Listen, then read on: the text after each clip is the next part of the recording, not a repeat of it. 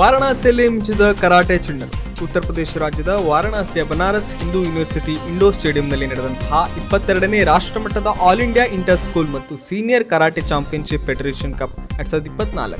ಇದರಲ್ಲಿ ಉತ್ತರ ಕನ್ನಡ ಜಿಲ್ಲೆಯ 3 ಕರಾಟೆ ಪಟುಗಳು ಕಟಾ ಮತ್ತು ಕುಮಿಟೆ ವಿಭಾಗದಲ್ಲಿ ಅತ್ಯಂತ ಕಠಿಣ ಸ್ಪರ್ಧೆ ನೀಡುವುದರ ಮೂಲಕ ಎದುರಾಳಿಗಳನ್ನು ಸೋಲಿಸಿ ಪದಕಗಳ ಜೈಭೇರಿ ಬಾರಿಸಿದ್ದಾರೆ.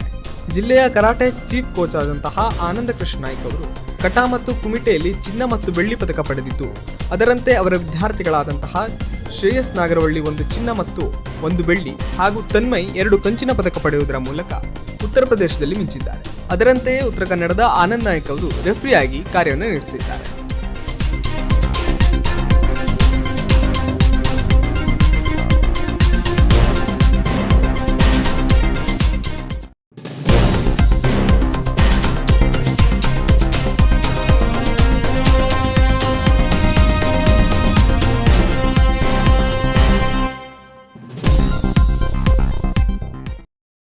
ವೀಕ್ಷಕ ಮಹಾಪ್ರಭುಗಳೇ, ನಮ್ಮ ಚಾನಲ್ ಅನ್ನು ಸಬ್ಸ್ಕ್ರೈಬ್ ಮಾಡಿ, ಶೇರ್ ಮಾಡಿ, ಪ್ರೋತ್ಸಾಹಿಸಿ.